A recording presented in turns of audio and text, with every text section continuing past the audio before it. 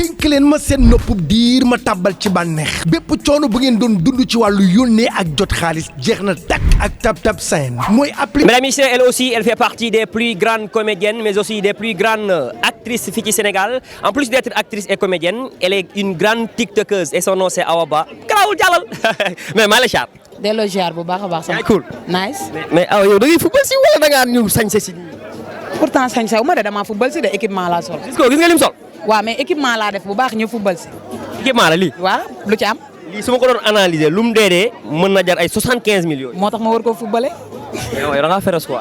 féroce gi ñaa ngi ko di wax si yow moo ma tax. mais ay cool. waaw nice nga alhamdulilah. gisee sénégalais yi apprécié bi ñu la apprécié. waaw kontaan naa wax dëgg yàlla parce que képp ku nekk ci liggéey rek ñaan nga yàlla tey boo ci nekkee ñi di la bàyyi xel ñi bu ñu lay bàyyi xel tamit di la remercier te xool naa ni boobu ba léegi wax dëgg yàlla bàyyiwuñu benn yoon maa ngi gis message yi maa ngi gis commentaire yi TikTok YouTube fépp wax dëgg yàlla mu nekk loo xam ne am naa ci mbégte bu baax a baax di leen ñaanal yàlla yàggal leen fi ndax ñu yàgg maa suivre. selon yow lan moo la def actrice bu talentueux actrice bu professionnelle boo doon wax xale boo xam ne mi ngi lay xool moom di la roy bëgg a mel ni yow lan nga koy jàngal.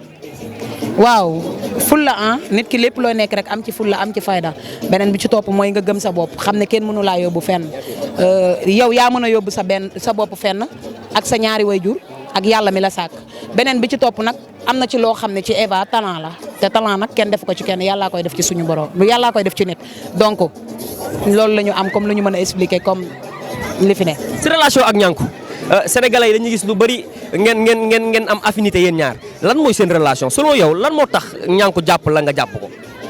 waaw kooku sam papa la kooku liggéey boolewuñu kooku yaakaar naa ni yàgg nañ man ak moom ay at wax dëgg yàlla jamonoy benn tëré ba moom bu ma nee jamonoy benn tëré ba moom dina ko xam donc ma bokkoon ci ñi nga xam ne nag daf ma doomoo ma bàyyoo ko ñànku man moo ma yar lu ne ci man moo ko def ci man.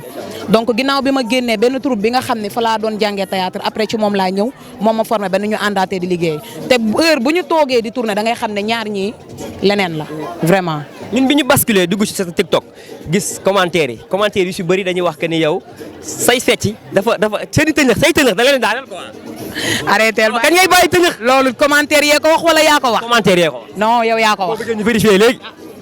waaw lépp rek ngir bégal leen. léegi loolu concept bu bees la yow sa TikTok da ngay préféré def ay fecc wala prévoir nga def leneen. non man maa ngi fépp maa ngi ci lépp TikTok bu ci nekk wala son bu ci nekk lu mu laaj rek dama ko koy jox. parce que man yenn saa damay jaawale est-ce que fecc kat nga wala TikToker. non du ma fecc kat de xaw ma sax tànk biy jóg di taxaw def feem nag ak bërët bokkul te bërët mooy fecc. macha allah ana waa ji. waajan la job bi. waa ji laa wax. job bi mi ngi fi. ana waa ji. job bi mi ngi fi. waxuma job bi waaw mais man.